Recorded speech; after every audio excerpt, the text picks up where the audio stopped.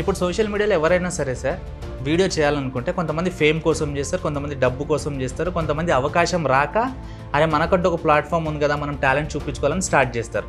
So మీరు video ఎందుకు start చేశారు? బేసిక్గా చెప్పాలంటే ఇప్పుడు డబ్బు గురించి అయితే కాదు డెఫినెట్గా, ఎందుకంటే మేము చేసేది మ్యాక్సిమం ఎట్లా ఉంటుందంటే మేము చేసే కాన్సెప్ట్స్ దేవుడు అన్నావు కదా, ఆ దేవుడు అన్యాయం చేస్తాడు నాకు. గురు శిష్యులు ఇద్దరు అడవిలో నడుస్తూ పోతుంటారు. దారిలో గుమ్మడికాయ చెట్టు చూసి ఇంత పెద్ద గుమ్మడికాయకి కొన్ని రోజుల నుంచి చూస్తున్నా గౌతమి, మొదలెక్క మా అమ్మ మీద నాకు కంప్లైంట్ చేయట్లేదేంది? ఇంకా చెప్పాలంటే మొదటికంటే ఇప్పుడే హ్యాపీగా ఉంటున్నట్టున్నావు. అవును చేసి. సో మీ వీడియోల వల్ల జనాలు మారుతారు అనుకుంటున్నారా మీరు? ఇప్పుడు మసాలా వీడియోలకు అలవాటు పడ్డ ప్రతి ఒక్కళ్ళు లైక్ మీరు చెప్పారు ఈ normal video without content just road మీద వెళ్తే ఇలా పెడితేనే ల్యాక్స్లలో వ్యూస్ ఉంటాయి. సో మీరు ఇంత డెడికేషన్గా ఇన్ని అవర్స్ టైం తీసుకొని అంత ఫోకస్డ్గా వీడియో చేస్తున్నారు కదా, సో మీ వీడియోల వల్ల అట్లీస్ట్ జనాలు మారుతారు అనుకుంటున్నారా మీరు? డెఫినెట్గా అండి. అంటే మసాలా ఫుడ్ మనము ఒకరోజు తినగానే స్టమక్ అప్సెట్ అవుతుంది. దాని నెక్స్ట్ డే మళ్ళీ మనం పప్పు అన్నమే ప్రిఫర్ చేస్తాం.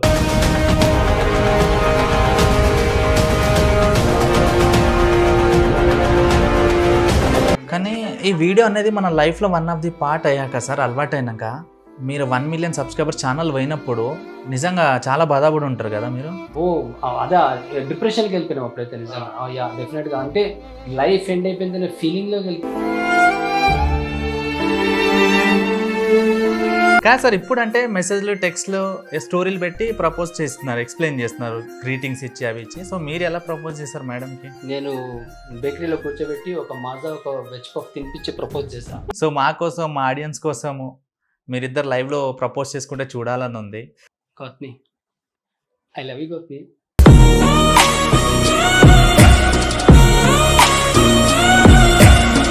థ్యాంక్ యూ సో మచ్ చేసి నా మైండ్ సెట్కి సూటబుల్ అయ్యే వీడియోస్ చేస్తూ నన్ను లైమ్ లైట్లోకి తీసుకొచ్చినందుకు హ్యాపీ.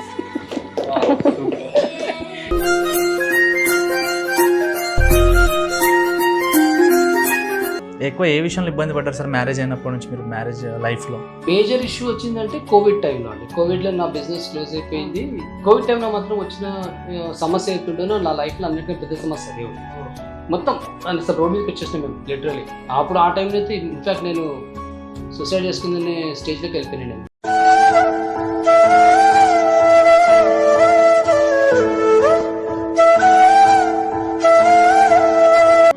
అసలు నేను ఫస్ట్ నుంచి సూసైడ్కి అగైన్స్ట్ చాలా, అంటే నేను చాలా చిన్నప్పటి నుంచే ఈ పేపర్స్లో కానీ న్యూస్లో కానీ ఎప్పుడన్నా వింటుంటే నేను డిస్టర్బ్ అయిపోయేదాన్ని.